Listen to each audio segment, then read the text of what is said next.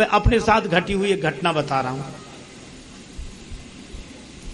उधर की है, एक गांव में जाने का अवसर मिला, बहुत पुरानी बात है। तो वहां एक संत जी मिल गए हमें, तो रात्रि में हमें और उनको एक गांव में एक साथ रहने का अवसर मिला। सज्जन थे, व्यवहार बड़ा अच्छा था। सवेरे सवेरे स्नान आदि नित्य नियम करके बैठे, हम भी बैठे। तो उस गांव के कुछ मोहल्ले के 2-4-10 लोग आ गए, बोले आज तो महात्मा लोग बैठे, कुछ सत्संग हो जाए। तो उन्होंने हमसे कहा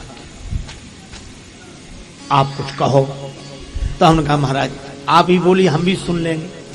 सद्भाव से ही कहा, तो हमें ये कल्पना ही नहीं थी कि क्या बोलेंगे। अब सत्संग शुरू हुआ, सुनो। वो बोले राम कृष्ण शिव दुर्गा गणेश, ये कोई भगवान नहीं। हम कहे भगवान, सत्संग यहां से शुरू हो रहा।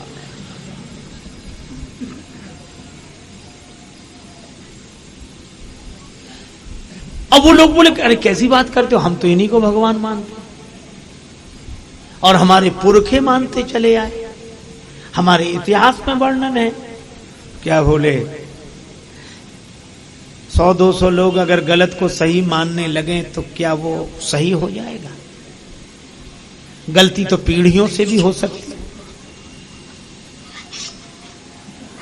वो बोले कि नहीं भाई, भगवान तो हैं ये, ईश्वर तो हैं ये।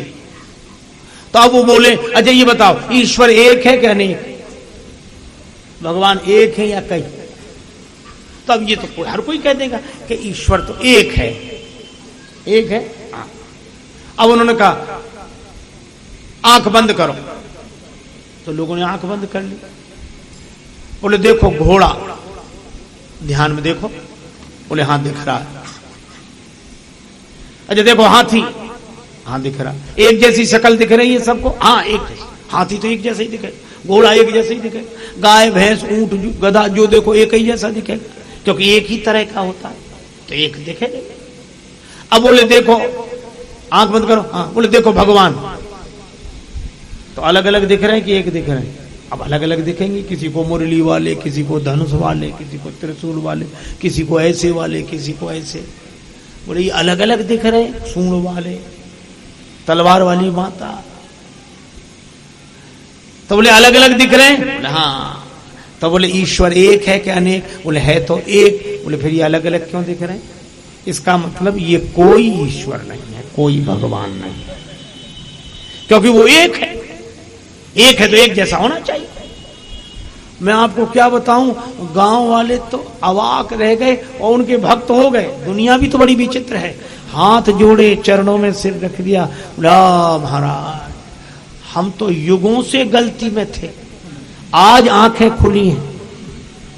तो वो क्या बोले, आंखें तो सत्संग में ही खुलती हैं। क्या ज्ञान प्राप्त हुआ है सत्संग में। मैं आपको सही बताऊं, मुझे इतनी पीड़ा हुई, तो उनका जितना अच्छा व्यवहार हमारे साथ था, इतना प्रेम, हमें सब भूल गया। लेकिन अब करूं क्या?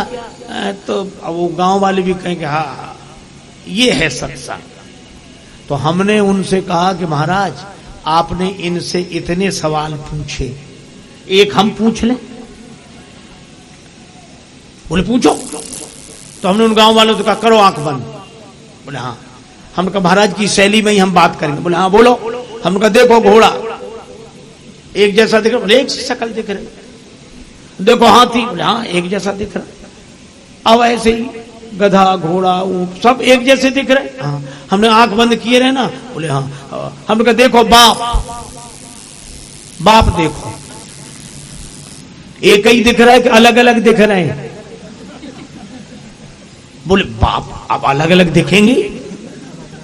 बोले अलग अलग दिख रहे हैं। हम अलग अलग दिख रहे हैं, जो बताओ बाप एक होता है कि कई होते हैं? बोले बाप तो एक ही होता, हम फिर अलग अलग क्यों दिख रहे हैं? जब बाप एक ही होता है और हम एक ही बाप के होते हैं तो अलग अलग क्यों दिख रहे हैं? तो उसने कहा कि बात यह है कि बाप तो एक ही है, पर सबके बाप की शकल अलग अलग है, सबके बाप का रूप अलग अलग है। बाप तो एक ही है। हमने कहा इसी तरह परमात्मा तो एक ही है, पर सब भक्तों के भगवान का रूप अलग अलग है। स्वरूप से वो एक है, रूप से अलग अलग है। तो वो बेचारे सरल भोले आदमी थे, बोले हाँ ये भी बात सही है। तो उनमें तो कुछ लोग बोले यही सही है। महाराज गांव वाले तो बड़े प्रसन्न हो गए हमसे, और वो सज्जन हमसे ऐसे नाराज हुए कि तब से आज तक, पहले तो मिलते ही नहीं, मिल जाए तो बोलते नहीं, आज तक हमका बड़ी कृपा है, आप नहीं बोलो तो अच्छा है। अभिमानी से बड़ा अनाथ कोई नहीं होता।